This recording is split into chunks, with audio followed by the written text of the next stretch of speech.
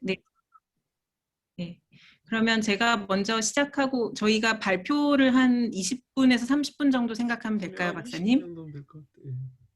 20분 네네. 정도 그럼 하시고요. 20분 정도 발표하고, 토론은 네, 그 다음에 김지현 박사님께서 10분 토론해 정도. 주시고, 예, 네네, 알겠습니다. 그럼 화면 공유를 제가 할 수 있도록 예, 되어 있는 거군요. 네. 해줬어요. 예, 네. 예, 공유됐습니다. 네. 네. 그러면 제 소개를 네, 저는 김아미라고 합니다. 박사님들, 교수님 만나 뵙게 다시 뵙게 돼서 너무 반갑고요.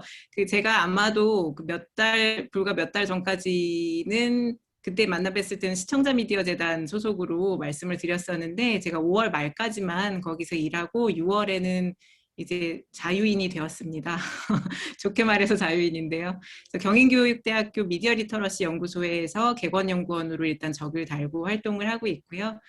앞으로도 많이 도와주시길 부탁드리면서 오늘 제 발표는 이제 교사 및 예비교사의 미디어 리터러시 교육 역량 강화 방안에 대해서 발표를 드리려고 합니다. 이 연구는 제가 작년에 연구재단에서 수주를 받아서 진행을 했던 연구고요. 이 연구가 나오게 된 맥락부터 조금 말씀을 드려야 될 것 같아요. 연구 제목 자체는 이제 교원 및 예비교원의 미디어 리터러시 교육 역량 강화 방안 연구로 이렇게 진행이 되었고, 교육부에 민주시민교육과가 있거든요. 민주시민교육과에서 미디어 리터러시 교육, 학교 안에서 하는 미디어 리터러시 교육을 좀 주관하는 부서가 되었는데 그 부서에서 여러 가지 연구 발주안 중에 하나였습니다. 근데 이 연구를 발주하게 된 이유는 이제 학교 안에서 미디어 리터러시 교육을 진행을 해야 된다라는 당위가 많이 이야기가 되고 있고 선생님들께서도 교육을 하려고 시도를 하시는데 실제로 저희도 그렇고 저도 그렇고 학교에서 미디어 리터러시 교육을 받아봤던 세대가 아니기 때문에 어떻게 교육을 해야 될지가 되게 막막한 부분들이 있거든요. 그래서 실제로 이제 교원들이 미디어 교육을 할 수 있게끔 하려면 어떤 역량이 필요한가, 그리고 어떻게 그것을 강화할 수 있겠는가, 그리고 이제 앞으로 선생님이 될 교대, 사대 학생들 혹은 이제 일반 학교에서 교사 자격증을 따서 교사가 될 수 있는 그런 대학생들의 경우에 어떤 식으로 이제 역량 강화를 원하면 될까에 대한 문제 이제 의식이 생기면서 그 관련된 연구를 받아서 하게 되었습니다. 교육부 이건 이제 방통위라든지 아니면 다른 문체부 산하 기관들에서는 미디어 교육 관련된 연구를 오래 전부터 해왔던 걸로 알고 있는데 교육부가 사실은 정책 연구로서 미디어 교육 관련된 주제를 내세운 건 2015년이 처음이었습니다. 그래서 2015년에 경인교대 정현성 교수가 책임 연구를 맡아서 진행한 미디어 문해력 향상을 위한 교실 수업 개선 방안 연구, 이게 처음 연구였고 이 이후에 각종 교육과정 개발 연구라든지 제가 한 교사 역량 강화 방안이라든지 여러 가지 단원 개발 혹은 민주시민과 미디어 교육을 연결시키려는 그런 연구들이 많이 진행이 되어 왔습니다. 그리고 그 외에는 지금 앞서 말씀드린 것처럼 방통위 연구라든지 문체부 연구라든지 한국청소년정책연구원에서도 연구가 되어 있었고 언론진흥재단에서 교수님들께서 하신 연구들도 많이 진행이 되고 있었는데요. 일단은 이 연구는 학교 미디어 리터러시 교육 내실화라는 기본 전제를 깔고 진행이 된 연구고요. 그러기 위해서 이제 두 가지, 학교 미디어 교육이 잘 이루어지려면 두 가지가 갖추어져야 된다라고 이야기하는 것 중에 하나가 교육 과정 자체가 위계화가 돼야 된다. 지금은 도덕, 국어, 사회 여기저기 3학년, 4학년 위계 급도 다르게 막 여기저기 산발적으로 들어가 있는데 그게 이제 미디어 리터러시라는 주제로 하나로 쭉 이어져야 된다라는 문제 제기가 되어서 그 연구도 작년에 제가 알기로는 진행이 된 것으로 알고 있고, 그리고 한편으로 저희가 했던 연구는 이제 교원 역량 강화 관련된 연구를 진행을 하게 되었습니다. 선행연구와 차별점을 말씀을 드리면 일단은 미디어 리터러시 교육을 하려고 하는 교원들에게 어떤 역량이 필요한가를 끄집어내는 것부터 출발을 했습니다. 그런데 이 부분이 조금 어려웠던 것은 무엇이었냐면 기존의 역량 연구를 하게 되면 문헌 분석부터 많이 하고 문헌 분석을 토대로 델파이 조사를 하고 이제 워크숍을 통해서 사람들이 행동하는 모습을 보고 이렇게 진행이 되는 게 정석이라고 알고 있는데요.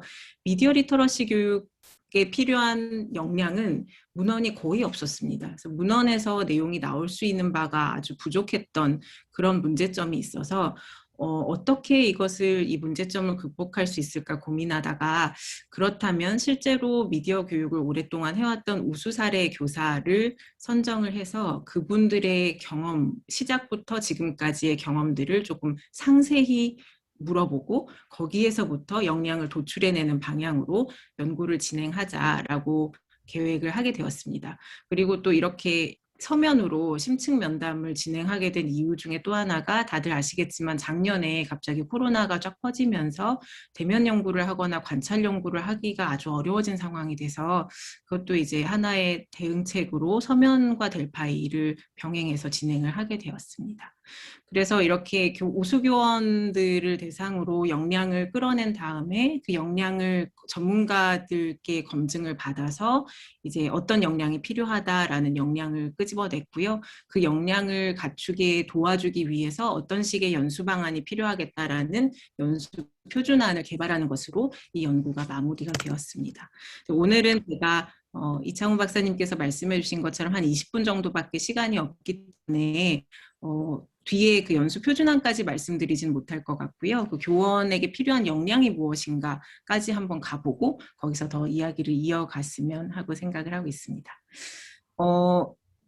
지금 참여해주신 분들께서는 다 이제 미디어 교육이라는 것이 필요하다라는 것에 찬성을 하시는 분들일 거라고 저는 생각을 하는데, 교사들에게 이 당위성을 설득하는 것이 아주 쉽지는 않았습니다. 왜냐하면 교사 입장에서 지금까지 또 해온 교육들이 있고 가르쳐야 될 교육 과정이 이미 빡빡하게 차 있는 와중에 미디어 교육을 왜 해야 돼? 라는 질문을 저도 상당히 많이 받고, 뭐 아이들이 유튜브를 많이 쓰기 때문에 유튜브에 대한 그 성찰이나 이해도 필요하지 않습니까? 라고 말씀을 드려도 그건 가정에서 하면 되는 거 우리가 학교에서 건드릴 것은 아닙니다. 라고 되게 반발이 심했던 상황들이 있었어요.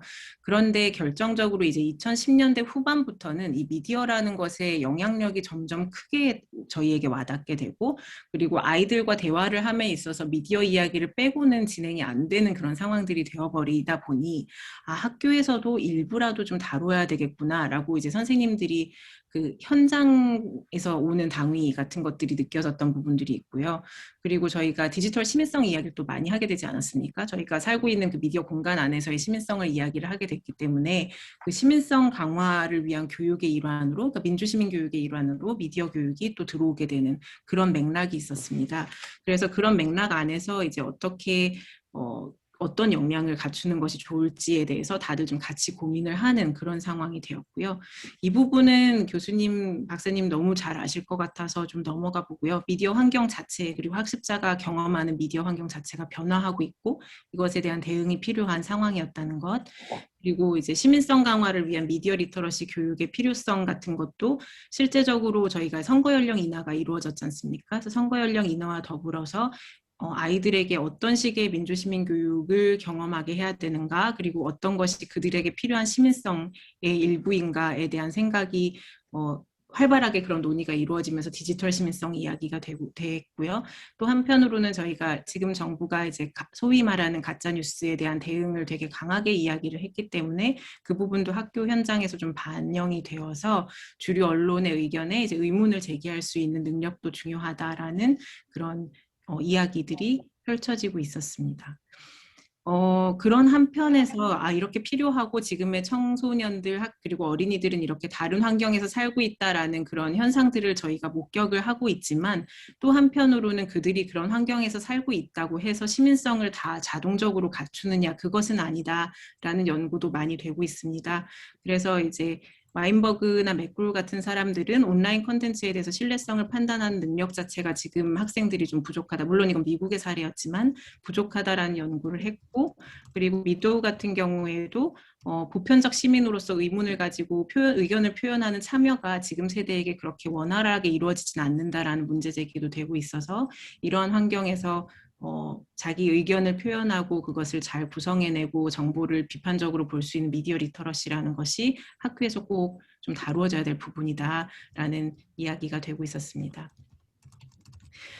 이거는 약간 연구 외적인 맥락으로 제가 여기다가 실어놓은 것인데, 학교 미디어 리터러시 교육에서 지금 해결해야 될 여러 가지 문제 중에 아까 말씀드린 교원 역량 강화의 문제도 있지만, 학교 미디어 리터러시 교육의 범위가 어디인가에 대한 문제도 해결해야 된다라고 이야기를 하고 있습니다. 이 부분은 이제 미디어 교육에 대한 그 부처 간 어떻게 협업을 하고 어떻게 가르마를 탈 것인가에 대한 이슈와도 연결이 되어 있는데요. 실제로 학교 안에서 어떤 내용까지 다루어줘야 하고 어떻게 다루어야 하고 어떤 식의 교육 방법을 써야 되는가에 대한 합의가 지금은 좀 부족한 상황이어서 그런 내용들을 선행연구에서 조금 풀어내려고 시도를 해봤었고요. 그리고 그 미시적으로 직접 그 학생들은 어떤 식의 미디어를 경험하고 있는지를 교육자가 알고 있는 것도 중요하기 때문에 이 부분, 그러니까 학생들의 미디어 문화를 이해하는 소통의 그 문제에 대해서도 선행 연구에서 조금 다루어진 부분입니다. 연구 방법으로는 아까 말씀드린 대로 미디어 리터러시 교육을 오랜 기간 실천한 초중등 우수교사 그리고 장학사와 연구사를 연구 참여자로 선정하게 되었는데요. 일단 우수 사례는 전문가들께 자문을 구해서 5분 정도를 추천을 받은 다음에 그분들에게 약간 스노우볼 샘플링 방법으로 또 추천을 받고 추천을 받는 방식으로 진행을 했고요. 그 면담지 같은 경우에는 미디어 리터러시 교육에 어떻게 관심을 가지게 됐는지, 그래서 뭐 대학 때는 어떤 교육을 받았고 어떤 기억에 남는 컨퍼런스가 있다면 무엇이 있는지, 어떤 자료를 쓰고 있는지, 어떤 어려움이 있었는지, 어떻게 헤쳐나갔는지, 자기가 생각하기에 우수 사례는 무엇인지 등등등, 그리고 내 앞으로의 비전은 무엇인지까지 해서 미디어 리터러시 교육자로서 자신이 과거부터 현재까지 경험한 바, 그리고 미래에 나아가고 싶은 방향까지 약간 내러티브 탐구 비슷한 그 질문들을 짜서 서면으로 그 서면 질문지를 뿌려서 답안을 받았던 그런 방법을 사용을 했습니다. 그래서 실제로 문항은 11개 정도밖에 안 됐었는데요. 그것을 작성하는데 매우 좀 어려움이 많았다라는 이야기도 들었습니다. 본인의 과거 경험부터 지금까지를 쭉 서술을 해야 되는 방법이었기 때문에 물리적으로 시간이 많이 든 어려움도 있었지만 되게 옛날 생각을 하면서 내가 이렇게 고생을 했었지라는 그 경험을 떠올리는 그 심리적인 아픔도 있었다라는 말씀도 주시기도 했거든요. 그런 식으로 일단 자료를 모은 다음에 모은 자료를 MB보를 사용을 해서 지식기능 태도로 분류를 했습니다. 이 지식기능 태도로 분류를 한 이유는 역량을 이야기할 때 역량 구성 요소를 지식과 기능과 태도로 보기 때문인데요. 그래서 어떤 역량이라고 그걸 바로바로 끄집어내기보다는 지식기능 태도로 모든 그 대답한 그 질문 답안지를 다 코딩을 하여서 그 지식기능 태도를 조합해서 역량을 끌어내는 약간 미시부터 거시로 나가는 방법을 선택을 했습니다.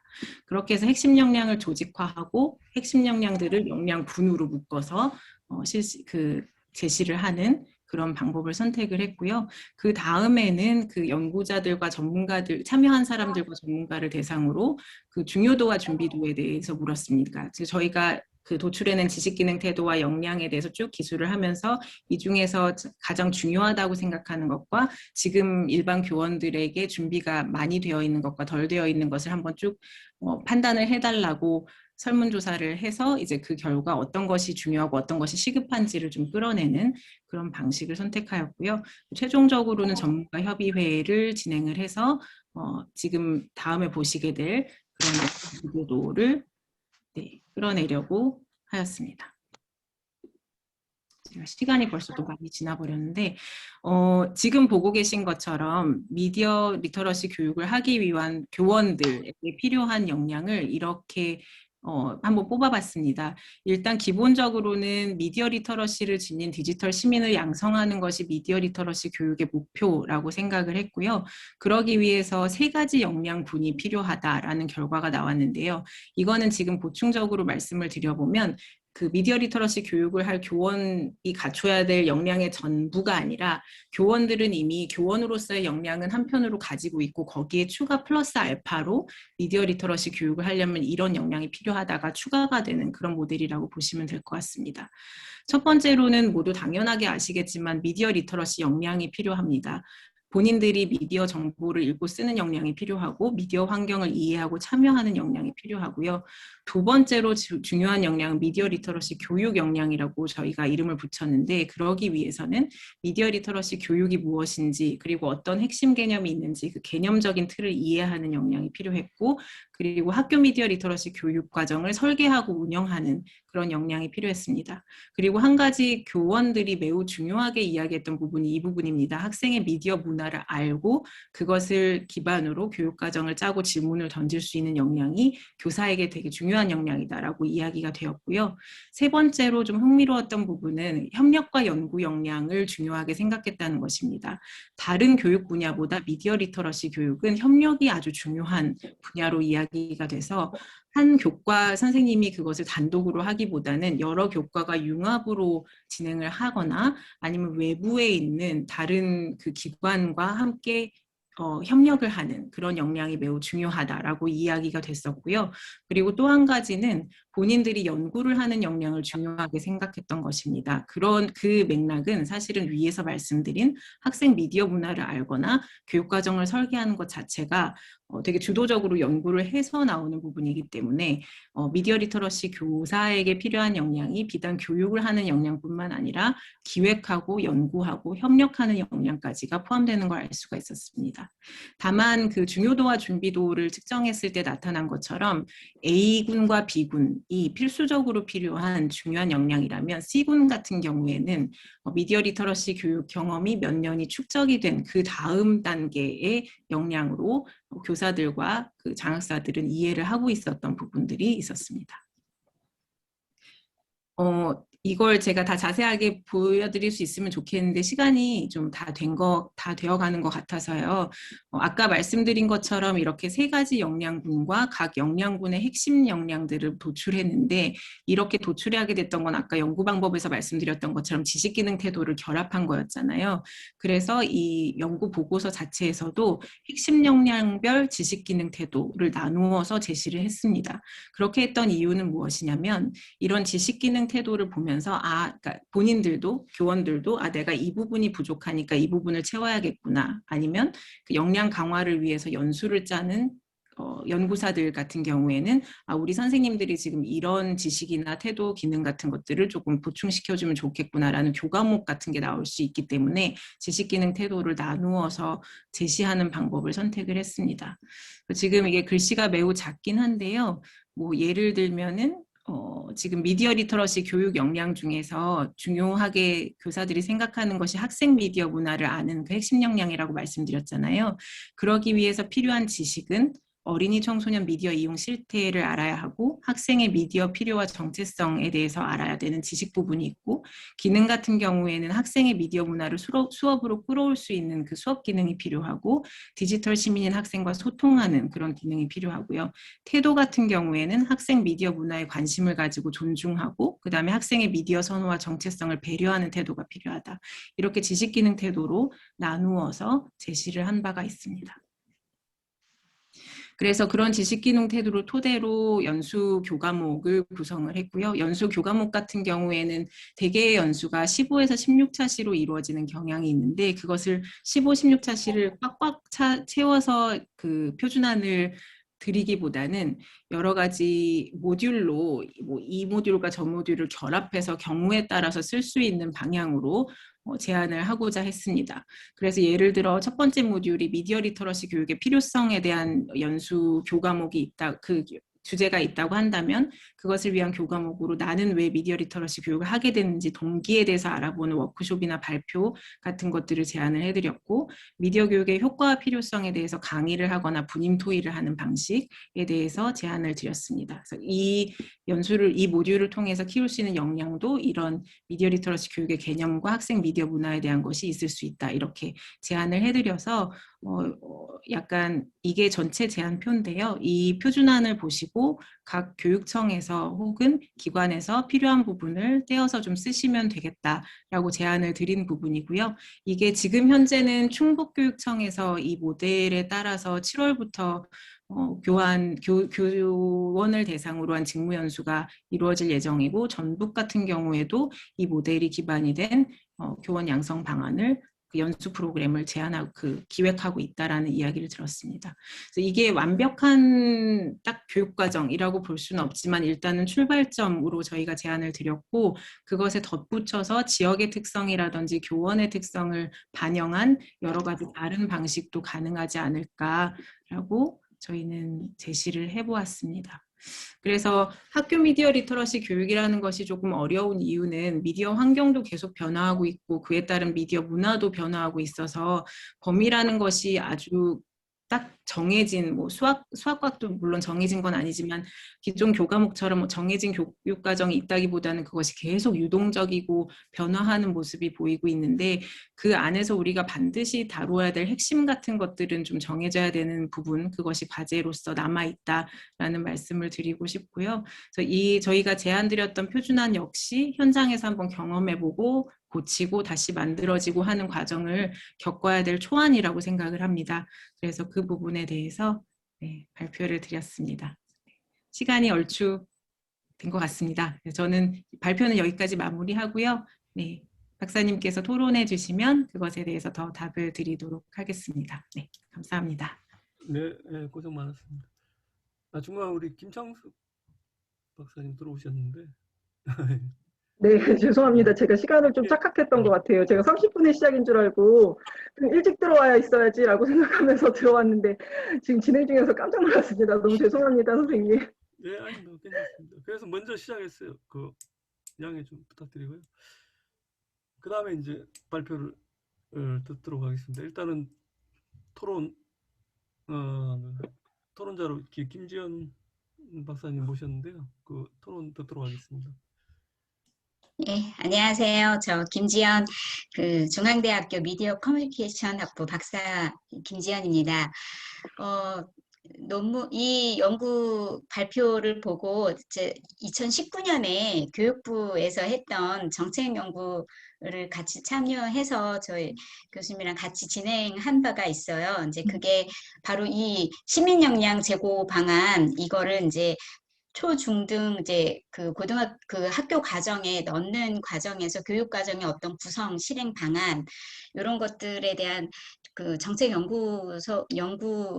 연구서였었는데 그거를 진행하면서 이제 앞으로 이렇게 그 교수법 이라든가 이런 내용들이 조금 구체화돼서 나오면 좋겠다라고 얘기를 했었고 또 영역별로 그때 그 역량에 따른 그 내용 체계, 성취 기준, 뭐 정의 이런 것들을 이제 한바탕 진행을 한 이후에 이 논문을 보고 너무 반가웠고 엄청나게 고생을 하셨겠구나 라는 생각을 했습니다. 그리고 이제 실제 저는 그 보고서를 봤거든요. 그래서 엄청난 분량의 예, 그 설문지까지 그 문항까지 다 이렇게 해서 봐서 굉장히 이해하는데 굉장히 많이 배웠고요. 이제 몇 가지 이제 질문을 좀 드리도록 하면 저는 그때 미디어 리터러시 역량을 총 6개로 해서 지식, 비평, 의사소통, 접근 활용, 구성 제작, 참여 이런 구성 요소로 진행을 했는데 여기는 이제 그 지식, 기능, 태도 이렇게 해서 보니까 이제 그 부분들이 이제 많이 통합되기도 하고 이제 포함되어 있기도 하더라고요. 이제 그러다 보니까 이제 제가 기존에 이제 조금 세분화했던 것들에 대한 연장선에서 좀 질문을 드리면 일단은 첫 번째는 저는 그때 이제 교사 외에 뭐 미디어 교육 그 전문으로 하고 계신 분들 내지는 뭐 다양한 그 관련자 분들을 다 인터뷰를 했었었는데 일단 이 미디어 리터러시 역량에 대한 구성 요소에 대한 그 도출 요소에 대한 도출부터가 조금 어려웠었어요. 그리고 그것에 대한 정의를 내릴 때에도 굉장히 좀 어려움이 있었는데 그런 것에 대한 어려움은 없으셨는지 예를 들어서 이제 기능 같은 경우도 이제 능력이라고 표현되기도 하고 그 보고서에 보면 그리고 또 내용들을 가다 보면 예를 들어 사회적 의제하고 연결해서 한다라든가 이제 약간 비판적 이해 뭐 이런 부분들도 포함되어 있더라고요. 그리고 또 이제 이 태도 부분도 약간 신념적 차원인데 이게 앞서 있던 그 기능과 약간 이렇게 그러니까 접목되는 부분들이 그 교차점들이 좀 있어서 이것에 대한 정의를 내리셨을 때의 어려움은 없으셨는지에 대한 질문이 하나 있고요. 예를 들어서 협력 능력이다, 협업 능력이다. 이게 사실은 구분되어 있거든요. 협력 능력은 예를 들어서 기능에 포함되어 있고 협업 능력은 태도에 포함되어 있다라든가 이런 식의 약간 정의를 이제 정의를 내리실 때 이제 그런 거에 대한 어떤 기준을 갖고 진행을 하셨는지에 대한 내용 하나와 그리고 이 교사분과 장학사분이라든가 이렇게 했을 때 그 혹시 의견이 다른 그 영역은 없었는지에 대한 두 번째 질문 그리고 이제 초중고로 구성되어 있었더라고요. 그 교사분들이 그랬을 때 초중고에서 생각하는 그 성취 기준이 다를 거잖아요.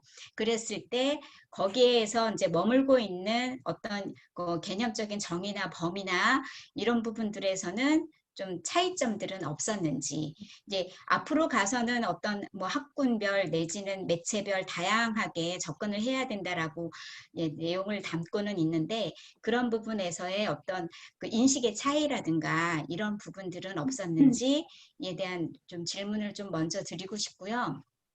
그 다음에 저는 이제 그 중요도하고 그 교원들한테 그 중요도 준비도에 대해서 이렇게 질문을 했던 거가 굉장히 의미가 있었다고 생각을 해요. 그러니까 실제로 이게 굉장히 중요한 리터러시 능력인데도 준비가 되었다라고 느끼기도 하고 안 되었다라고도 느끼는 부분들이 있는데 그런 부분들에 대한 그 조사 결과가 저한테는 되게 의미 있었는데 그게 예를 들어 결과에서 생각보다 좀 다르게 나왔다라던가 이런 부분들은 좀 없었는지 예, 그런 것들이 있고 이제 나중에 이제 조금 더 디테일하게 들어는 가시겠지만 어쨌든 이게 이제 큰 범위로 되어 있다라면 뭐 학령군 네, 다양하게 정의되어야 되는 부분들인데 그것에 대한 어떤 이후에 그 발전 방향이나 어떤 그 방향성에 대해서는 어떻게 좀 생각을 하시는지 예, 이렇게 예, 질문 겸 예, 토론을 말씀드리도록 하겠습니다. 네, 뭐 여러 가지 감사합니다. 주셨네. 예, 답변부터 드릴게요. 답변을 하고 답변 제가 먼저 하고 그 다음 발표로 갈까요? 네네네.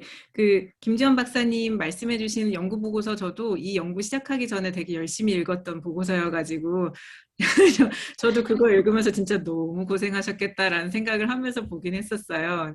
그거 네 너무 감사한 보고서였습니다. 저희가 연구 시작하는데 되게 중요한 그 지점들을 짚어주신 연구여가지고 또 교육과정도 아까 말씀해주신 대로 성취 기준도 다 제시를 해주셨던 거라서 사실은 그것을 기반으로 지금 박사님께서 질문을 해주셨던 급별 차이가 있지 않았느냐를 판단하는데 그 기준점이 되는 선행 연구였습니다. 그러니까 그 말씀해주신 선행 연구에서 이제 초등에선 여기까지, 중에선 여기까지 그 성취 기준을 정해주셨기 때문에 저희가 학교급별에 대해서 대답이 다르게 나온 것도 이런 부분 때문에 좀 달랐겠구나라고 좀 판단을 할 수 있었던 근거의 연구였던 것 다시 감사 인사드리고 싶고요.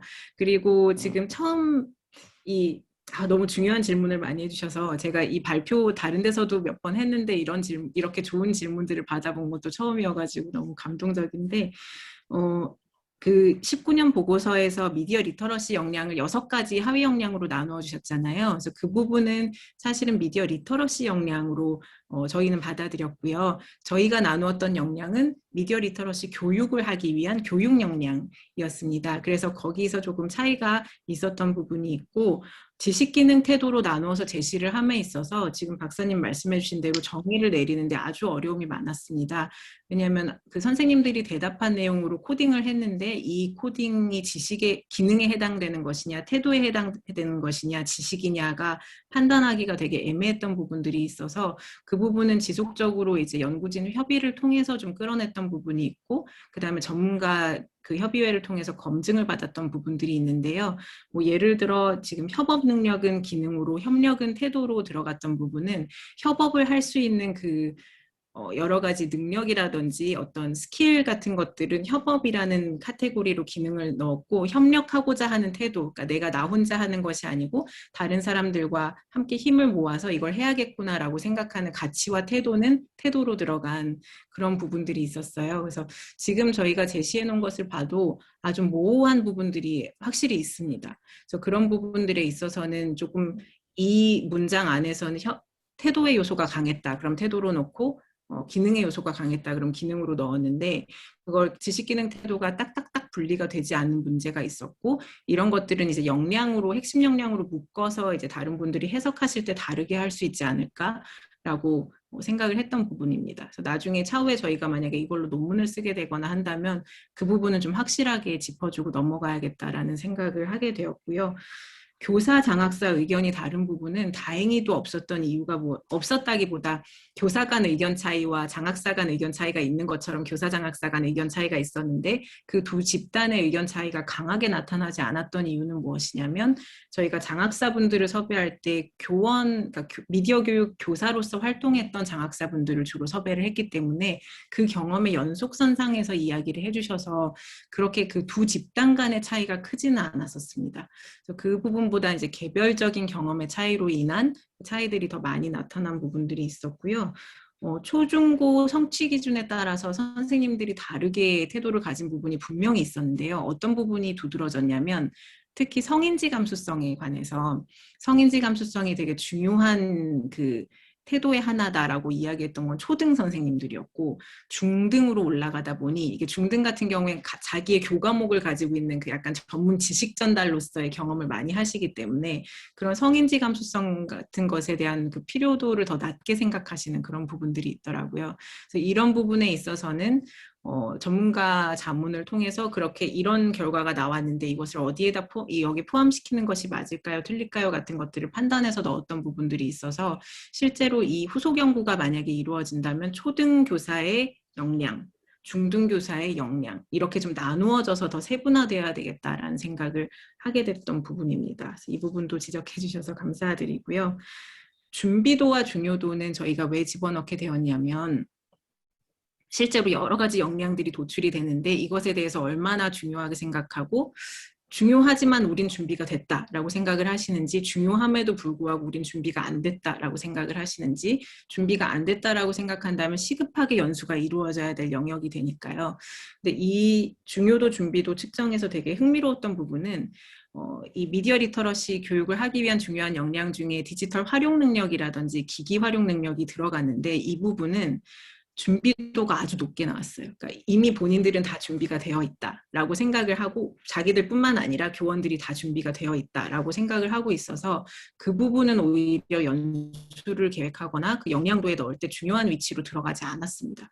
그러니까 기본적으로 아까 처음에 말씀드린 것처럼 플러스 알파로서의 의미가 별로 없는 부분이라고 판단이 됐던 그런 것들이 있어서요.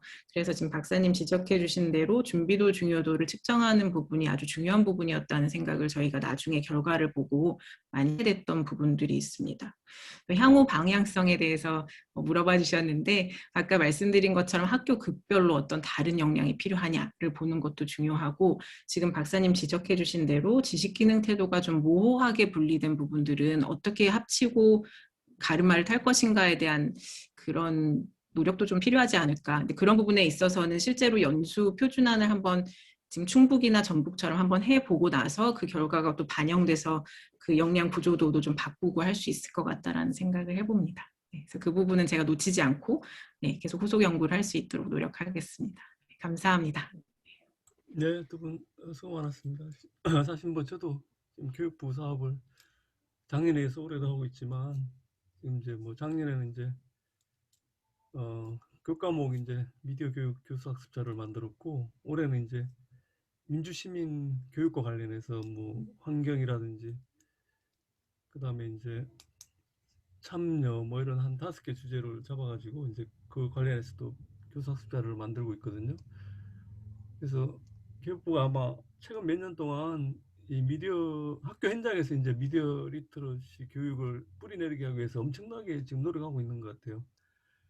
심지어는 뭐 지금 뭐 교육청에도 미디어 교육 전문가를 뭐 한 명씩 두자는 지금 얘기도 좀 하고 있는데 막 그 정도로 이제 사실은 미디어 교육이 어떻게든 좀 빨리 좀 학교 현장에서 좀 정착되도록 지금 교육부가 상당히 지금 노력을 많이 하는 것 같아요. 제가 느끼기에는. 뭐 어쨌든 하여튼 그런 면에서 상당히 그 중요한 그런 발표였다고 생각합니다. 그럼 두 번째 발표로 넘어가겠습니다. 우리 김정수 선생님 그 자기소개 좀 부탁드리고 좀 네, 시작했으면 안녕하세요. 좋겠습니다. 저는 이화여자대학교 커뮤니케이션 미디어 연구소의 연구교수로 있는 김창숙입니다. 네, 원래 저는 저널리즘 쪽을 주로 연구를 하는 사람인데요. 저희 학교 그 연구소가 작년에 어린이 미디어라는 주제로 해서 그 SSK를 이제 따게 됐어요. 그래서 작년부터는 지금 어린이 미디어에 대한 연구도 지금 진행을 하고 있고요. 그래서 현재 그 간단하게 소개를 드리자면 어린이 미디어의 정의에 대해서 일단 제가 연구를 하고, 그리고 이것과 관련해서 더 이제 어린이 미디어, 그러니까 유튜브 어린이 미디어의 장르 연구를 실은 이것 이후의 것으로 실은 진행을 좀 해놓은 상태입니다. 그리고 또한 관련해서 어린이 그 유튜브들을 한 500여 개를 이제 분석을 해서 네, 뭐 인지 정서, 사회화에 각각 어떤 그 내용들이 관련된 것들이 있고 그런 것들이 어떤 영향을 미칠 수 있을지 뭐 이런 것들을 앞으로도 계속 좀 연구를 해나가려고 합니다. 한 지금 1000명 정도 또 부모들을 인터뷰를 그 설문조사를 진행을 해서 그것과 관련해서도 논문을 이제부터 쭉쭉 저희 팀에서 써내야 되는 상황이에요. 네, 그래서 어쨌든 지금 열심히 이제 하고 있는 와중에 그런데 이제 슬슬 제 저기로 넘어갈게요. 네, 먼저 화면 공유를 하면서 넘어가겠습니다. 네. 네. 저희가 그 커뮤니케이션 미디어 학과에서 하는데 저희가 그동안은 사실 어린이 연구에 대해서 큰 관심은 없었어요. 주로 뭐 저널리즘이라던가 뭐 영상이라던가 막 이렇게 진행을 하다가 이 SSK를 하면서 요즘에 어린이 그리고 또 청소년의 미디어 연구 이런 것들이 정말 필요한 상황이다. 그것이 유튜브라던가 아니면 뭐 게임이라던가 뭐 이런 쪽으로 여러 가지 미디어가 있는데 그것과 관련된 연구가 그동안 아직은 한국 내에서 좀 미흡한 상황이 아닌가 이런 판단을 하게 되었고 그러면서 어린이 미디어에 대해서 연구를 해보자. 라고 했는데 저희가 이게 연대에 있는 선생님들이랑 같이 또 진행을 하는 거거든요. 근데 이쪽은 아동학과 선생님들이고 저희는 커뮤니케이션 쪽의 이제 사람들이란 말이죠. 그러면서 서로가 계속해서 초반에 그래서 어린이 미디어란 무엇이라고 정의할 수 있는가 이게 계속 이제 논의가 되는 거예요. 그래서 그쪽에서는 저희한테 미디어를 뭐라고 정의를 해야 되나요? 뭐 예를 들어 영상 미디어만 미디어인가요? TV 프로그램을 얘기하는 건가요? 아니면은 뭐 유튜브를 얘기하는 건가요? 뭐 이렇게 얘기를 하고 저희 쪽에서는 또 어린이는 그럼 정확히 어떤 존재입니까? 연령은 어떻게 되고 뭐 아동이라고 부르기도 하고 어린이라고 부르기도 하고 또 유아는 그렇다면 어린이에 속합니까? 속하지 않습니까? 우리가 또 흔하게 사회적으로 논의가 될 때는 뭐 유아의 그러니까 너무 이른 영유아기부터 뭐 미디어를 이용한다 이런 것들에 대한 문제가 지적이 되고 있는데 여기에서 말하는 그런 영아기 아니면 뭐 영아기는 빠진다 하더라도 유아기는 어린이로 볼 수 있는가 없는가 이런 것들에 대해서 계속 초반에 논의가 계속 이제 엇갈리는 거예요. 그러면서 관련된 연구도 찾아봐도 뭔가 명확하게 이제 이것이 어린이 미디어다 뭐 아니면 이것을 무엇이라고 정의할 수 있다.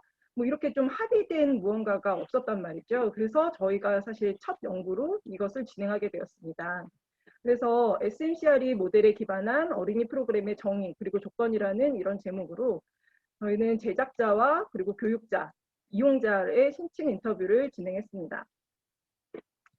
그 버킹엄이라는 영국의 되게 아동 미디어에 대해서 유명한 학자가 있더라고요.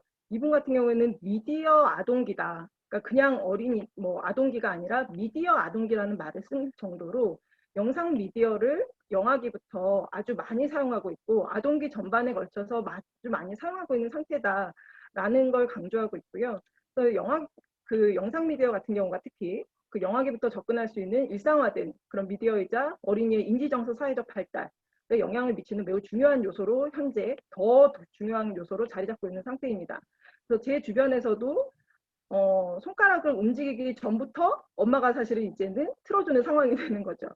네, 그래서 그 영화계부터 우리가 흔히 아는 뭐 핑크퐁이라던가 뭐 뽀로로라던가 사실 이런 것들을 아주 흔하게 이용하고 있는 상황이 됩니다. 그래서 그 작년에 진행됐던 한국 그 언론진흥재단의 조사에 따르면 텔레비전 시청 시작 시기가 6개월 미만인 경우도 지금 3.1%로 나타나고 있고요. 네, 그리고 6에서 12개월이 14.8%, 뭐 12에서 18개월 뭐 이렇게 지금 많이 나타나고 있고 하루 평균 미디어 이용 시간이 한 4시간 45분에 이릅니다. 그 중에서도 TV를 이용하는 비율이 한 90.1%가 되고요. 그러면서 만 3에서 9세 어린이의 94.8%가 하루 평균 1시간 26분에 그 유튜브를 이용한다는 그런 조사도 나왔습니다. 근데 유튜브는 또 TV와 달리 어린이가 영상 미디어의 소비자일 뿐만 아니라 제작자, 출연자로서 TV 이용과는 또 다른 이용 패턴을 보이는 그런 특성도 지금 나타나고 있죠. 이런 것처럼 어린이의 미디어 이용이 그런 급격한 변화를 겪으면서 여기에 따른 사회적 관심과 논의도 매우 활발해지고 있는 상황입니다. 근데 그렇지만 그 제가 아까 좀 전에 언급했던 것처럼 어린이 미디어에 대한 국내외 조사 연구에서 어린이 미디어 자체에 대한 정의가 아직 합의되지 않은 상황이라고 볼 수 있습니다. 각 연구자나 조사 담당자에 따라서 그리고 연구의 목적에 따라서 어린이 미디어가 다르게 정의가 되고 있는데요. 예를 들어 어린이 미디어 쪽으로 굉장히 유명한 그 리빙스턴 박사님 같은 경우에는 유럽 지역 어린이 미디어 이용 환경과 관련된 연구를 하면서 어린이를 6에서 16세로 상정을 하고 있습니다. 그래서 한국에서는 청소년으로 분류되는 연령대를 어린이로 포함을 하고 있고요. 그런데 반해서 또 작년에 진행된 한국언론진흥재단이 수행한 그 연구조사에서는 어린이를 만 3에서 9세 정도로 상정을 하고 있습니다. 또 관련하여 미디어 환경에서의 어린이 보호 방안 연구라는 정책 보고서에서는 어린이 미디어란 무엇이다, 뭐 어린이란 이런 정도의 연령대이다라는 그런 정의가 전혀 없이 그냥 진행된 상태입니다. 그런데 어린이라는 것은 어떤 과학적으로 사실 딱 정해진 그런 개념이 아니라 그 자연적으로 생긴 또는 일반화될 수 있는 고정된 범주가 아니라 역사적 시기라던가 문화, 사회 집단의 차이에 따라 다른 방식을 의미화되고 그리고 정의되는 그런 사회적, 담론적 과정의 결과물이라고 볼 수 있습니다. 그래서 이렇게 어린이 미디어에 대한 연구가 활발해지는데도 불구하고 그 각각의 정의에 대한 논의가 명확하게 진행이 되지 않음으로써 적용 범위, 의미가 달라지고 또 이를 바탕으로 한 정책 지원과 규제 이런 내용들이 모두 달라질 수 있습니다. 그리고 또 이런 합의를 통해서 관련 논의들을 보다 정교하게 하고 활발하게 하는데 사실 정의 연구가 먼저 필요하다고 볼 수가 있었습니다. 또 그동안의 연구 같은 경우에는 어린이 프로그램의 제작자라던가 연구자 아니면은 정책 집행자 이런 일방에 의해서 어린이 미디어란 대충 이런 것이다 라고 정의가 내려짐으로써 그 직접적인 이해 당사자인 어린이 아니면 뭐 어린이의 부모 아니면은 뭐 제작자의 시각이 제대로 반영되지 못한 한계가 있었습니다. 그래서 저희 연구팀은 어린이 미디어, 그중에서도 이용 연령폭이 가장 넓고 이용 빈도가 가장 많은 비중을 차지하고 있는 영상 미디어에 대해서 사회적으로 합의할 수 있는 정의가 무엇인지 탐색하기로 했습니다. 네, 이 연구는 뭐 어쨌든 그동안 커뮤니케이션과 그리고 아동학에서 소외되어 온 어린이 미디어에 대한 기초 연구 수행이라는 측면에서 의의가 있고요.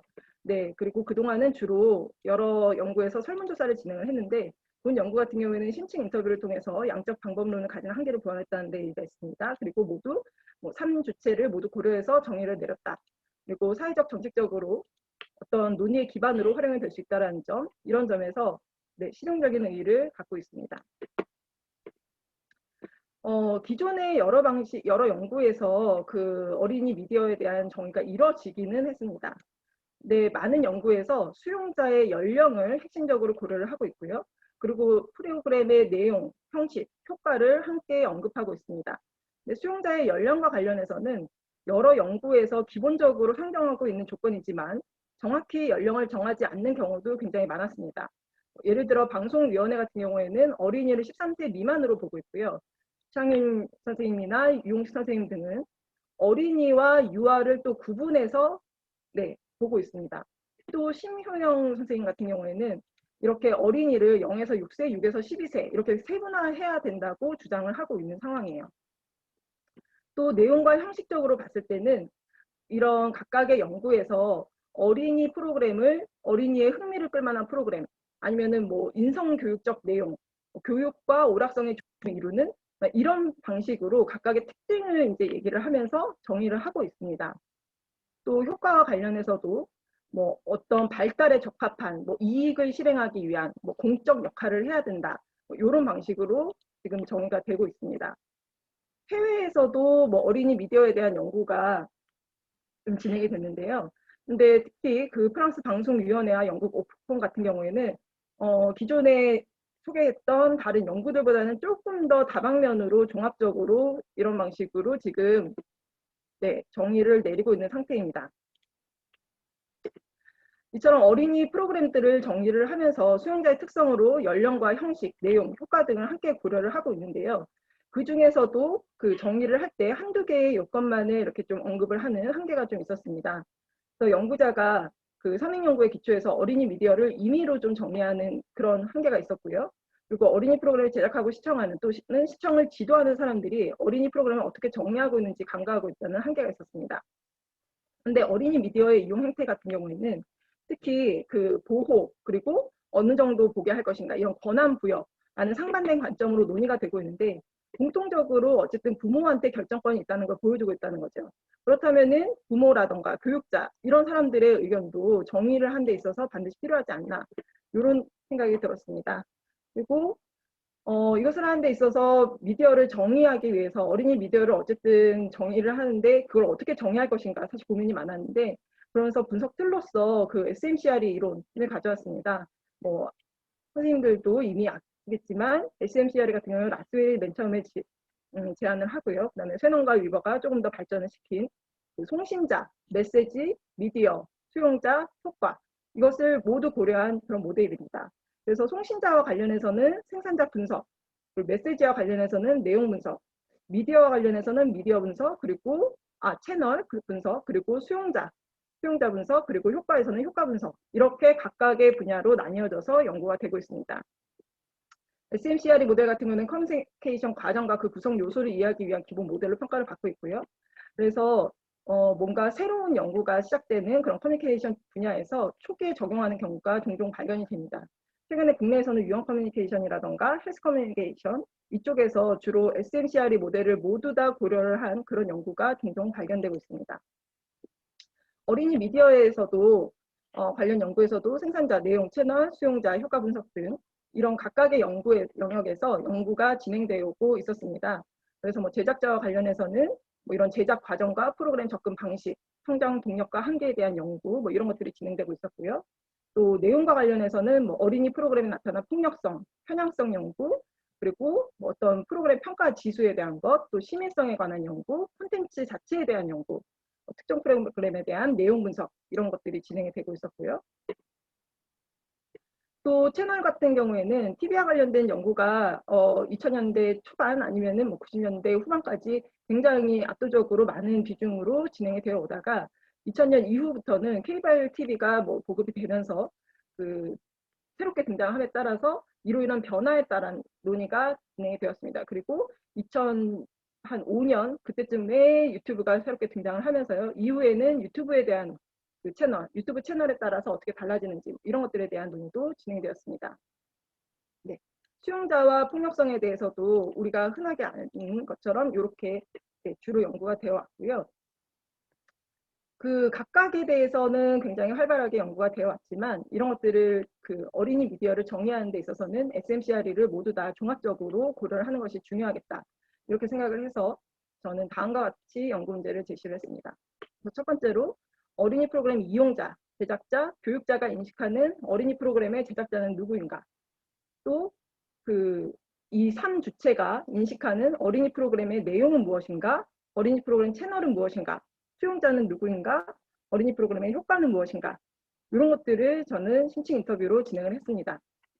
그래서 신층 인터뷰는 작년도 11월 26일부터 올해 1월 8일 사이에 진행을 했고요.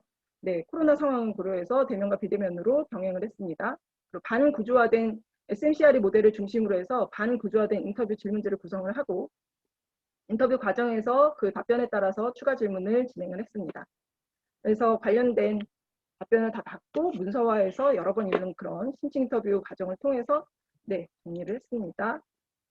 그래서 총 12명을 인터뷰를 했는데요. 그래서 부모 4명, 그리고 제작자 유통자를 포함해서 4명, 그리고 어린이집 교사로 4명, 총 12명을 진행을 했습니다. 여기에서 말하는 IP 섹션, 어린이 섹션 담당자 같은 경우에는 뭐 KT라던가 LG에서 뭐 어린이 나라, 뭐 어린이 세상 이렇게 해서 어린이 채널만 딱 특별히 제작하는 곳이 있어요. 그래서 그것을 개발하고 운영하는 그런 분을 인터뷰를 했습니다. 모든 부모들은 다 자녀가 2명 이상인 분이었고요. 아이들의 연령은 만 5세 이상인 아이들이 있었습니다. 연구한 결과 공통적으로 심의를 통과한 제작자를 선호하고 있었습니다. S라는 측면에서 봤을 때 그 모든 제작자, 부모, 교사 이것이 심의와 검토를 거쳤냐를 가장 핵심적으로 봤고요.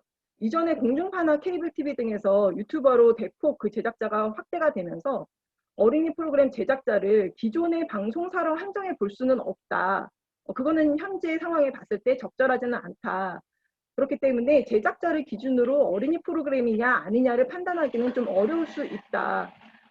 그렇긴 하지만 어쨌든 유튜브에 있는 프로그램들을 보여줄 때도 부모와 교사들은 어떤 방송통신심의위원회라던가 아니면 관리 감독을 받고 있는 그런 일부 검증된 채널들, 예를 들어서 뭐 공중파나 케이블에서 송출하는 어린이 프로그램 채널이나 내셔널 지오그래픽 같은 이런 연령과 무관하면서 유해하지 않은 이런 프로그램들을 보여주는 경우가 굉장히 많았습니다. 그리고 제작자 같은 경우에는 심의를 받는지 안 받는지보다는 거기서 더 나아가서 어린이 프로그램의 제작자는 어린이의 발달과 정서 그리고 언어를 이해하는 것이 굉장히 중요하다. 그런 제작자의 소양까지 중요하게 여기는 모습을 보였습니다. 어떤 유통자 같은 경우에도 기관이나 협회의 인증을 받은 프로그램, 어린이 프로그램 시장에서 이미 인증받은 프로그램만을 서비스하고 있었어요. 자, 이렇게 지금 답변이 나오고 있습니다. 자, 다음 메시지 측면에서 봤을 때는 어린이 미디어라는 것은 교육적이면서 흥미로운 콘텐츠를 의미한다라고 종합할 수 있었습니다. 그 제작자와 부모, 교사들은 공통적으로 어린이 프로그램은 교육적이면서 흥미로워야 된다라고 얘기를 했는데 여기에서 말하는 교육적이라는 것은 우리가 흔히 뭐 생각하는 한글, 영어 학습 뭐 이런 것들은 교육적이라고 전혀 그 교육적이라는 범위 안에 포함되지 않고 있었어요. 오히려 모방했을 때 문제가 없는 것. 그리고 여기서 말하는 교육은 뭐 식사라던가 수면 등 이런 기본 습관과 관련해서 바른 습관을 형성하는 데 도움을 주는 것. 그리고 적절하게 정서 표현을 하고 있는가. 그리고 인성을 기르는데 그것이 도움이 되고 있는가. 뭐 이런 것들이 교육이라는 범위 안에 포함이 되고 있는 상황이었고요. 그러니까 뭔가 학습에 대한 프로그램들은 어린이 프로그램이라고 아예 인식을 하고 있지 않다라는 걸 의미하죠. 그래서 어린이 프로그램이라고 말할 때 기본적으로 인식 대상으로 삼는 것은 유희를 목적으로 한 콘텐츠였고요. 그리고 제작자의 경우는 부모 집단보다도 오히려 더 교육의 의미를 두는 경우가 더 많았습니다. 사실 부모가 뭔가 애 하나라도 보여줄 때 뭔가 공부를도 좀 되게 그런 걸 좀 보여줘야 되지 않나? 뭐 이렇게 생각을 한다고 생각을 하는데 오히려 제작자 같은 경우가 교육에 더 의미를 두고 있었고요. 부모 같은 경우에 오히려 더 재미있는 것을 보는 게 훨씬 더 중요하다. 애들이 그걸 보면서 굳이 교육까지 그거는 학습 프로그램이다라고 따로 상정을 하고 있더라고요. 그러면서도 유해성에 대해서는 강하게 지적을 하고 있었습니다. 좋은 내용을 보는 것보다는 어쨌든 안 좋은 내용, 뭐 연령에 맞지 않은 언어 사용을 하는 것, 뭐 폭력적이고 상업적이고 선정적이고 뭐 어떤 특정 성에 편향된 내용과 현실과 동떨어진 과장된 행동을 보여주는 것, 이런 것들에 대한 우려가 굉장히 컸고요. 그러면서 아까 김한미 선생님께서도 말씀하셨듯이 성 역할에 대한 부분이 부모들 집단에서 굉장히 높은 그 민감도가 나타났어요. 그러면서 예를 들어서 뽀로로도 안 보여주는 거죠. 왜냐면은 거기 나오는 루피는 늘 요리를 하는 캐릭터라는 거죠. 그러면서 그런 것들이 굉장히 불편하다. 그래서 그것은 뭐 뽀로로도 안 보여주는 그런 상황들이 좀 있었고요. 자두야 놀자라는 이런 애니메이션 프로그램 같은 경우에도 자두야 놀자에 나오는 그 엄마의 캐릭터가 머리가 너무 뽀글뽀글하고 너무 살림하고 막 우악스럽고 뭐 소리 지르고 뭐 이런 모습들이 성에 대한 그런 성 역할에 대한 고정관념을 심어주지 않나. 그렇기 때문에 그런 거는 별로 안 보여준다라고 얘기를 할 수 있었어요. 채널 같은 경우에는 심의 받는 채널에 대해서만 좀 선택적으로 시청하는 모습이 나타났습니다. 그 공중파, 케이블 TV, OTT 서비스, 유튜브 뭐 이런 채널들에 따라서 어린이 프로그램에서 사용하는 언어나 폭력성, 선정성, 상업성이 그런 것들이 달라지고 있다는 것을 모든 집단에서 다 인식을 명확하게 하고 있었고요. 유튜버가 제작해 유튜브에서만 송출되는 프로그램, 그리고 그렇지 않은 프로그램, 이 정도로 좀 구분을 해서 시청을 허용하는 채널과 그렇지 않은 채널을 구분하고 있었습니다. 인터뷰한 부모 대부분은 어린이들이 보고 있는 그 프로그램명을 명확하게 인지를 하고 있었고요. 심층 인터뷰 외에 제가 그 설문조사도 진행을 했다고 했는데 1000명 정도의 부모들을 대상으로 거기에서도 아이가 보는 프로그램명을 한 3개에서 5개까지 받았는데 모두 다 거의 명확하게 뭐 예를 들어 뭐 그냥 자두야 놀자 뭐 이런 것처럼 흔한 것뿐만이 아니라 기리TV 약간 뭐 이런 것들 저 잘 못 들어봤던 이런 프로그램들까지도 부모들이 아이가 무엇을 보는지 명확하게 인지를 하고 있었다는 것. 그리고 유튜브 같은 경우에는 그 퀴즈에서 연령을 이제 제한을 하면 뭐 몇 세 이하, 몇 세 이하, 몇 세 이하 이러면서 몇 단계로 제한을 할 수가 있는데 그것을 아주 적극적으로 활용을 하고 있었습니다. 제작자들 같은 경우에도 채널에 따라서 그 각각이 가진 한계라던가 이런 것들을 충분히 인지를 하고 있었고요. 그래서 그 같은 프로그램을 제작을 하더라도 이 프로그램을 뭐 예를 들어 EBS에다가 송출을 하느냐 아니면은 EBS 유튜브 채널에다가 송출하느냐에 따라서 좀 다르다. 그러니까 언어 표현이라던가 뭐 선정성이라던가 이런 것들을 다르게 제작할 수 있다라고 얘기를 했습니다. 네. 그 어린이의 연령 같은 경우에는 어린이를 몇 살까지로 보느냐 표면적으로는 시청자를 만 4세에서 초등 중고 학년 정도로 상정을 하고 있었습니다. 그런데 실질적으로는 초등 고학년은 어린이 프로그램을 시청하는 연령대로 인식하지 않고 있었고 또 어린이라고 생각하지도 않고 있었어요. 그래서 보통 봤을 때 만 4세 미취학 상태와 초등학교 저학년 그리고 초등학교 고학년 크게 세 그룹으로 어린이를 구분해서 좀 생각하는 것이 있었고 각 연령대에 따라서 프로그램의 내용과 형식을 좀 달리하는 것이 있었습니다. 왜냐하면 초등학교에 들어가면 전달하는 방식이 달라지고 또 관심 있는 부분도 달라지고 또 부모 같은 경우에는 초등학교부터는 아이들이 말을 안 듣고 또 학습에 좀 더 집중해야 되기 때문에 그때부터는 뭔가 좀 다른 분위기로 간다는 거죠. 유통하는 그 유통 전문가 역시 어린이 프로그램을 그 어린이 프로그램으로 서비스하는 프로그램들을 초등학교 입학 전까지만 시청하는 것으로 상정을 하고 있었습니다. 그리고 그 제작자의 의견들을 들어봤을 때 시청자로서 어린이만 고려를 하는 것이 아니라 이게 부모와 같이 동반 시청을 하는 경우가 많기 때문에 부모의 의견을 굉장히 중요하게 여긴다라는 부분도 드러났습니다. 그 어린이 프로그램에 대한 효과 같은 경우에는 즐거움 그리고 교육에 대한 기대가 아까 컸었는데요. 일단 첫 번째 목적은 재미와 교육이다. 여기서 말하는 교육은 아까처럼 학습이 아니라 어쨌든 기본적인 생활, 인성 관련 교육을 의미하는 거였고 네, 영어나 수학 같은 경우는 아예 별개의 영역으로 생각하고 있었고 그러면서 교사의 기준 같은 경우에는 부모만큼은 아니지만 어린이 프로그램의 이용 시간 그리고 내용에 대해서는 매우 비판적인 모습을 보였습니다. 그래서 어린이집 선생님들 같은 경우에도 사실 아이를 키우는 그런 선생님들이 많았는데 4명을 인터뷰했는데 그중에 3명이 집에 텔레비전을 안 두었다 그러더라고요. 그러니까 집에 텔레비전이 없고 아이가 집에서는 TV를 전혀 보지 않는다라고 얘기를 했고요. 그런데도 불구하고 아이가 어디선가에서 봐서 뭐 예를 들어 뽀로로 얘기나 핑크퐁 얘기를 한다는 거예요. 그러니까 알고 보면 어린이집에서 또 그거를 이용을 하는 뭐 그런 경우가 있다고 하더라고요. 그리고 또 선생님들 얘기로는 그걸 많이 이용하는 아이들이 눈맞춤이나 그러니까 어린이집에서 있을 때 눈 맞춤이나 소통이 잘 안 되고 또 친구들과 대화할 때도 모든 요소가 매치와 관련되어 있는 이런 부작용들이 나타나기 때문에 본인은 굉장히 이런 효과에 대해서 그 많이 보는 것 자체, 그러니까 어떤 프로그램을 보느냐도 중요하지만 많은 그러니까 시간적으로 많이 보는 것도 굉장히 좀 부정적으로 판단하고 있다라는 얘기를 했었습니다. 제작자의 인식 같은 경우도 여전히 굉장히 높았어요. 그러니까 뭐냐면은 사실 제작자 같은 경우는 이걸 많이 볼까 안 볼까 만약 이런 부분을 많이 신경을 쓸 것 같았는데 근데 그것보다는 아이들이 보고 좋아하면 좋겠다. 뭐 이런 부분을 얘기하는 부분이 되게 많았습니다.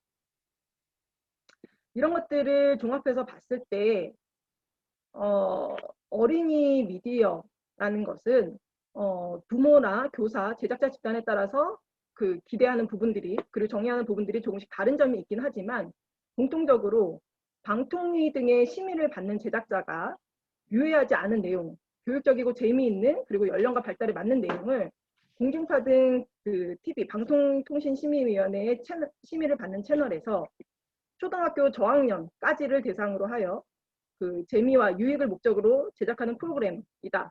이렇게 종합해서 정의를 좀 할 수가 있었습니다. 그 공중파와 케이블 TV, IPTV 등에서 나오는 어린이 프로그램들은 인터뷰에 응한 제작자 같은 경우에 그 부모와 교육자가 말하는 정의와 조건을 모두 갖추고 있거나 적어도 이를 추구하기 위해 노력하는 것으로 판단이 됩니다. 그렇지만 그 유튜브에서 송출되는 어린이 프로그램과 채널, 뭐 예를 들어서 보람TV, 캐리TV, 뭐 서운이야기, 마리아 이런 것들을 지금 얘기하는 어린이 미디어의 정의에 적용을 했을 때는 사실 그것과 맞지 않는 프로그램들이 굉장히 많이 나타나게 됩니다. 그래서 제작자 측면에서 유튜버들은 유튜브 퀴즈에 송출되는 프로그램이라 하더라도 유튜브 자체 심의 외에 그런 공공기관의 심의 대상에서 제외되어 있고 또 재미만 아니면은 어떤 뭐 구독자 수 뭐 그런 것들에만 추구하게 해서 교육적이지 않은 또 상업적이거나 선정적인 부적절한 언어를 사용하는 경우가 종종 있습니다. 또 이용자의 재미와 유익을 고려하지만 구독자 수와 조회수 늘리기, 광고 수주를 더 신경 쓰고 있는 모습도 계속 관찰할 수가 있었습니다. 현재 3에서 9세 어린이의 94.8%가 유튜브를 이용하고 있는 상황에서 이런 연구 결과로 도출된 어린이 프로그램의 정의와 조건을 고려를 해서 유튜브 등 어린이 대상 프로그램의 제작자와 내용에 더 사회적 관심이 필요하다고 할 수가 있겠습니다. 추가적으로 인터뷰 과정에서 동일한 어린이 프로그램이라도 이전에 비해서 이용 연령이 낮아지고 있다. 예를 들어서 한 5, 6세쯤에 예전에는 뽀로로를 봤던 것 같아요. 근데 5세, 6세 아이들은 이제 뽀로로를 보지 않는다는 거죠. 영화용이라고 얘기를 하더라고요. 핑크퐁도 한 3세, 뭐 이때쯤은 보지 않나요? 라고 얘기를 했는데 그거는 2세 때 뗐습니다. 라고 얘기를 하더라고요. 이런 식으로 전반적으로 그 어린이 프로그램, 같은 프로그램이라도 이전에 비해서 사용 연령이 굉장히 낮아지고 있다는 점이 좀 발견이 됐고 또 심의를 받아서 안전하게 이용할 수 있는 어린이 프로그램 전문 채널이라던가 방송이 여전히 굉장히 부족하구나라는 부분도 발견이 됐고요. 그리고 생각보다 뭐 저만의 잘못된 생각일 수 있지만 부모와 교사, 제작자 모두 어린이에 대한 인식 그리고 어린이 프로그램의 조건에 대한 인식, 기준 이런 것들이 굉장히 높았다라는 것이 밝혀졌습니다. 근데 제가 지금까지 제시한 어린이 미디어의 그런 정의는 사실 이렇게 해서 밝혀진 정의는 사실상 바람직한 어린이 프로그램의 상을 제시한 것이라고 볼 수 있습니다. 그래서 여기에 있는 것을 모두 갖추기는 사실상 쉽지 않고 여기에 있는 다양한 조합을 통해서 어린이 프로그램이 다양하게 정의될 수 있다라고 보는 것이 더욱 타당한 것이라고 생각이 듭니다. 근데 아까부터 말씀을 드렸지만 여기에서 제가 인터뷰한 분들이 사실은 다 뭐 대학교 졸업 이상 아니면은 뭐 대학원생, 대학원 졸업 이상인 고학력 부모 그리고 어린이집 같은 경우에도 네이버나 삼성 어린이집을 주로 제가 컨택을 했거든요. 그리고 또 EBS, 뭐 대교 뭐 이런 쪽에 좀 괜찮은 사실은 제작자들을 접근을 한 거죠. 그러다 보니까 너무 모범적인 답안들을 사실은 한 경우가 많은 것 같아요. 그래서 이 연구 결과는 좀 입안하기는 좀 힘들고 특히 유튜버 등의 신흥 제작자 그리고 그들이 만든 영상을 보는 비중이 많은 상황에서 공중파나 케이블 방송국의 제작자만을 대상으로 심층 인터뷰를 한 결과는 너무 모범적이라고 볼 수 있습니다. 그래서 추가적으로 뭔가 경제적, 사회적, 교육적으로 다양한 층의 부모 집단 그리고 어린이 프로그램 제작하는 그런 유튜버에 대한 추가적인 연구가 좀 필요하지 않나라는 생각이 듭니다. 그리고 사실 지금도 이 연구에 대해서 고민하는 부분이 사실 초반에도 얘기했지만 기존 연구에서 계속 이용자는 어린이인데 어린이의 의견은 전혀 반영이 되고 있지 않다. 여기에 지금 어린이 인터뷰를 추가를 할까 말까 계속 고민하고 있습니다. 그래서 이런 부분도 연구의 한계라고 좀 볼 수 있습니다. 네, 이것으로 발표를 마치겠습니다. 감사합니다. 네, 예, 고생하셨습니다. 우리 이수정 교수님 아마 할 이야기 많으실 것 같은데. 아, 네. 할 얘기가 많, 직접 그 어린이 아까 그 언급한 그 한국언론진흥재단 네. 어린이 미디어 이용 네. 캠페인에서 직접 기획하셨죠?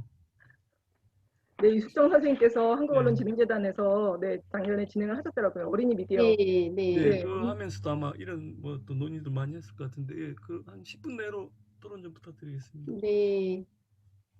네. 아니, 제목이 어린이 미디어여서 반가웠고요. 제가 뭐, 예, 한국에 와서 대학원 수업 중에 하나가 어린이 미디어 연구라는 수업을 거의 10년 넘게 진행을 하고 있는 중인데, 그래서 반가웠어요. 근데 정의라고 되어 있어서 흥미롭기도 하고, 그래서 봤는데, 좀 읽고 혼란스러운 부분이 사실은 있었어요. 이게 정의라고 접근하는 게 맞나 하는 이런 부분도 있었고, 저는 이 어린이 미디어 연구 수업을 진행을 하면서 어떤 하나의 개념을 우리 뭐 갈등이라든지 협력이라든지 뭐 이런 개념을 정의한다는 편성이라든지 뭐 이런 개념을 정의한다기보다는 학문 영역으로, 연구 영역으로 접근을 한 바가 있어서 이거를 정의라고 할 수 있을까라는 생각이 좀 처음엔 들었어요. 그래서 어린이 미디어 연구하면 하나의 연구 영역으로서 미디어 이용자에 대한 연구일 수도 있지만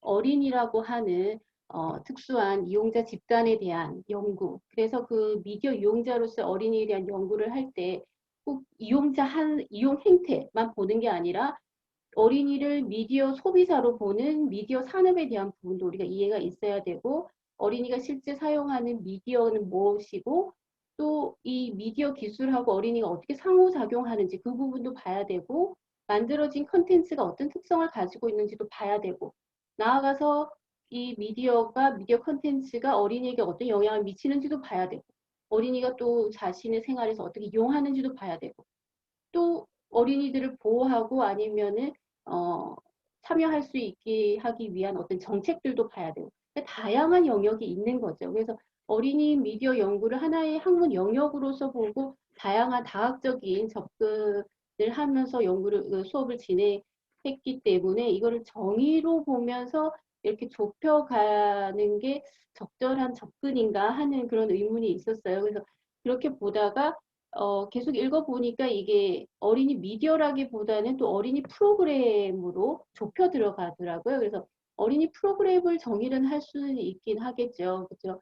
그래서 어린이 프로그램을 정의를 할 수는 있는데 그리고 우리가 프로그램이라고 했을 때 그러니까 미디어라고 하는 게 프로그램도 사실은 포함하고도 있죠. 미디어라는 게 이재용 교수님도 나눴지만 이 미디어를 5가지 층위로 나눌 수 있잖아요. 미디어 기기도 미디어고 미디어 네트워크도 미디어고 플랫폼, 그다음에 단위 컨텐츠도 미디어고 컨텐츠를 패키징하는 것도 미디어고 이런 식으로 다 미디어 포괄하고 있지만 그걸 정의하기는 쉽지는 않고 지금 말씀하신 거는 미디어 프로그램에 대한 정의인 것 같아요. 그래서 미디어 프로그램에 조금 초점을 맞춰서 얘기를 좀 나눠보고 싶습니다. 저는 어린이 미디어는 하나의 연구 영역으로 접근을 해야 된다는 입장이고 미디어 프로그램을 정의를 한다라고 하면 이게 두 단어의 조합이란 말이죠. 어린이가 있고 미디어가 있는데 그러면은 연구자가 생각하실 때 아니면 우리가 그냥 어린이 미디어 편의상 중간에 뭐 여러 가지 조사라든지 서술을 넣기가 힘드니까 그냥 명사 2개를 붙여놨는데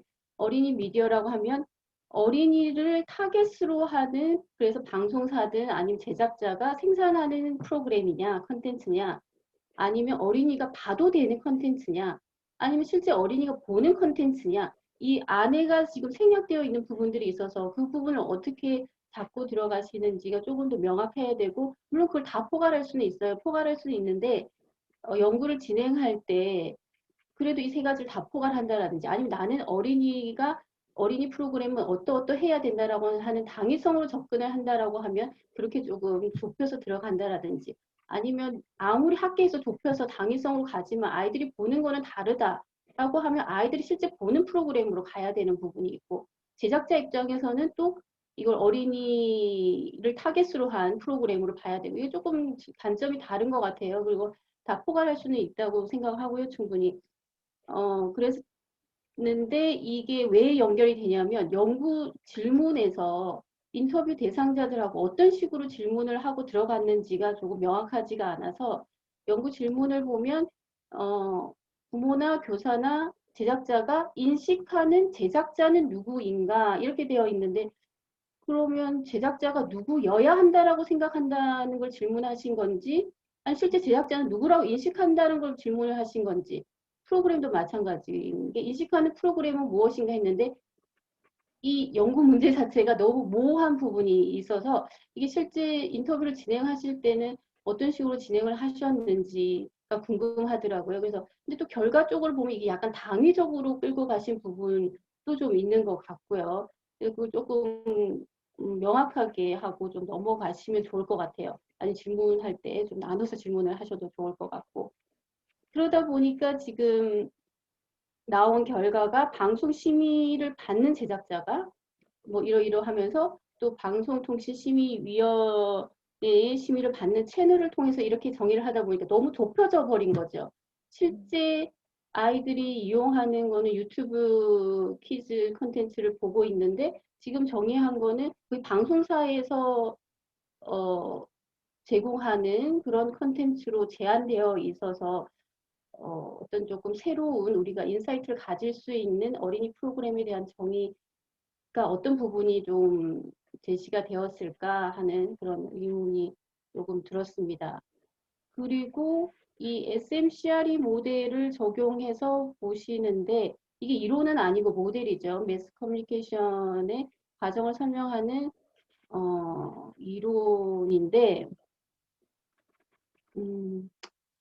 그러니까 예, 이걸 제작자는 누구인가, 뭐 채널은 무엇인가 이렇게 보다 보니까 적용하긴 했지만 이것도 하나의 연구 영역으로 우리가 이 SMCRE의 긍정적인 측면 중에 하나가 지금 커뮤니케이션 현상을 설명하기에는 한계가 있음에도 불구하고 우리가 긍정적으로 평가하는 부분이 연구 영역을 디파인한 부분이 있잖아요.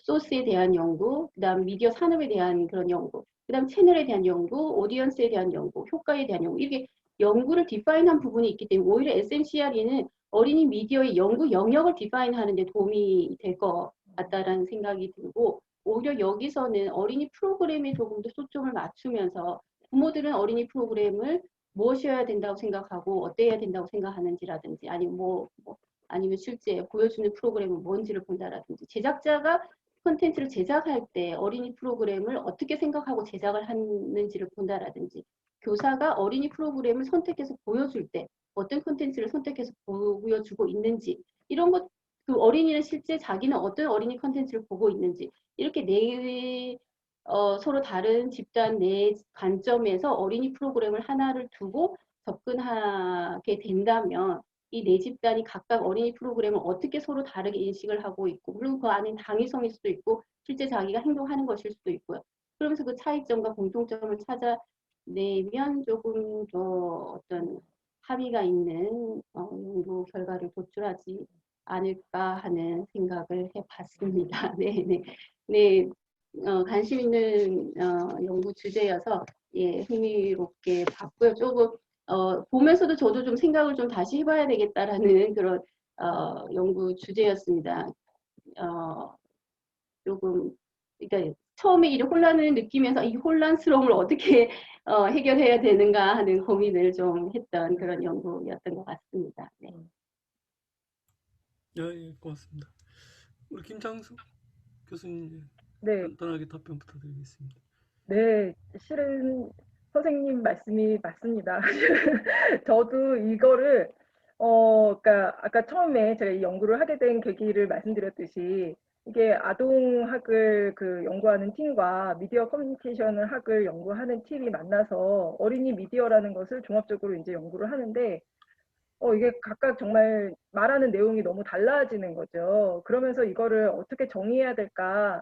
그러니까 표현이 정의고 사실은 선생님께서 표현은 그러니까 우리가 원래 하렸던 목적이 어린이 미디어란 무엇인가라는 정의를 내려보려고 했는데 그걸 하는 과정에서 사실 저도 이걸 정의라는 걸 어떻게 내려야 되지? 사실 그 부분을 굉장히 많이 고민을 했고 그러면서 뭔가 체계적인 뭔가 틀이 없을까? 사실은 이걸 고민을 하면서 어떻게든 끌고 온 게 실은 SMCR이 그 모델이었고 그러면서 각 부분들을 모두 다 고려를 하자 약간 이런 식으로 접근을 한 거였고요. 네, 질문에 있어서 제가 그 인터뷰를 하는 과정에서 아까 선생님께서 말씀하시듯이 대체로 그 구체적으로 무엇을 보는가, 그것을 왜 보고 왜 보여주지 않는가, 뭐 그것을 왜 그것을 제작했는가, 제작할 때 무엇을 고려하는가, 사실은 이런 부분들을 중점적으로 얘기를 했던 것 같아요.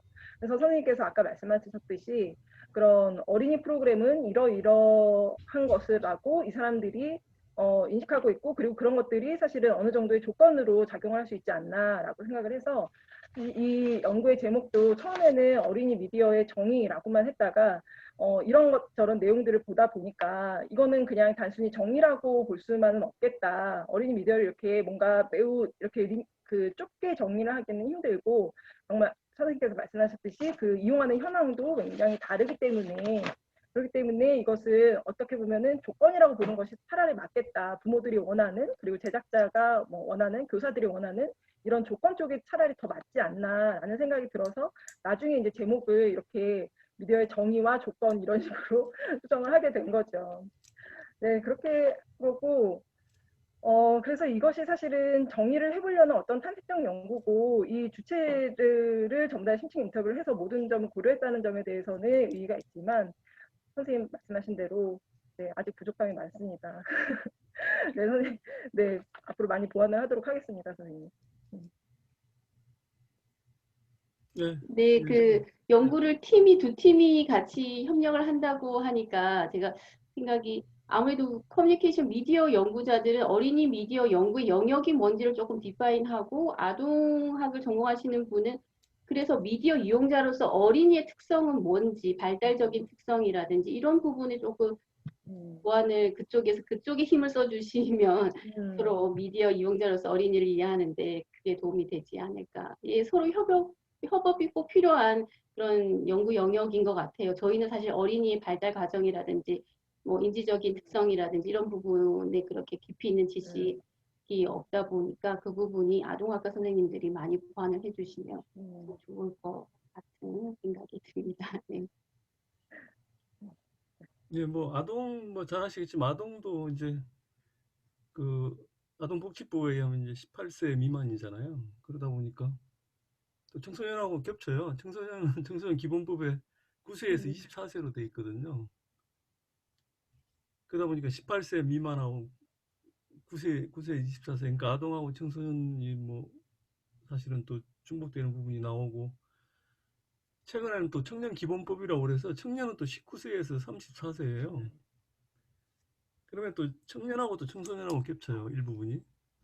그러다 보니까 저도 뭐 이렇게 연구할 때 보면 용어 때문에 정말 너무 어려운데, 사실은 지금 뭐 어린이도 사실 어린이라는 표현보다는 이제 아동이라는 표현을 많이 쓰긴 하는 것 같긴 한데, 뭐 어쨌든 아주 흥미로운 어떤 시도였던 것 같아요. 한번 그걸 한번 좀 되돌아보는, 한번 좀 생각해보는 흥미로운 시도였던 것 같고요. 아마 이게 이제 매년 하시는 거죠? 네, 매년. 지금 이제 작년 9월부터 이 사업을 시작을 해서요. 3년 동안 일단 진행을 하고요. 그 이후에도 아마 뭐 진행을 하게 되면 이제 10년 정도로 진행이 될 것 같습니다. SSK로. 네. 그 SK 사업이 어린이 미디어 연구 사업이에요? 아니면 뭐? 네, 어린이 미디어입니다. 주제가.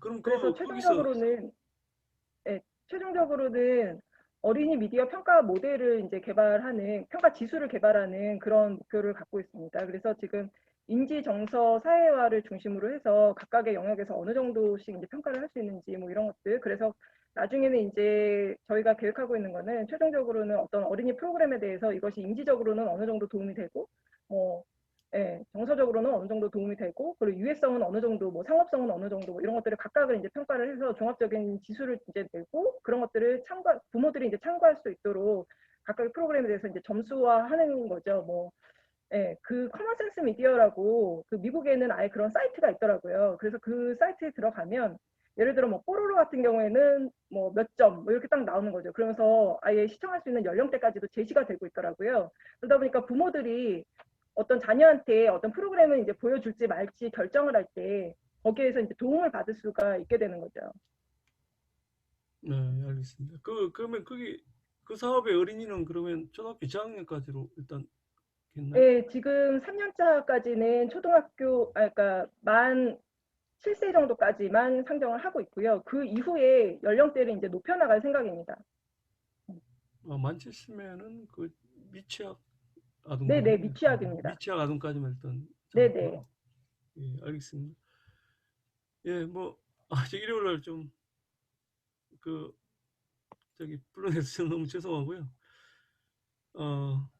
또 잘 마무리하시고 그 영상 미디어 교육 연구에 좀 이제 앞으로 많이 좀 발표 좀 부탁드리겠습니다. 아마 이쪽 SK 사업에서는 계속 발표할 거리가 생길 수 있을 것 같은데 저희 연구원은 주로 이제 청소년 쪽에 초점을 맞추다 보니까 작년에는 물론 이제 저 초등학생 고학년을 했었고요. 올해는 이제 중고등학생 연구를 하고 있는데 주로 이제 청소년들은 주로 이제 뭐 중고등학생 연구를 많이 하니까 같이 또 이렇게 볼 수도 있는 부분이 또 있는 것 같아요. 예, 하여튼 여러모로 고맙습니다. 그 주말 잘 보내시고요. 예, 오늘 고생 많았습니다. 예.